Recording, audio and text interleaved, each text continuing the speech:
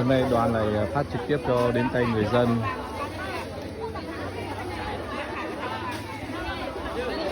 tại thị trường Bát Sát, Lào Cai, ở thôn Nà Lặc bị sạt lở nghiêm trọng.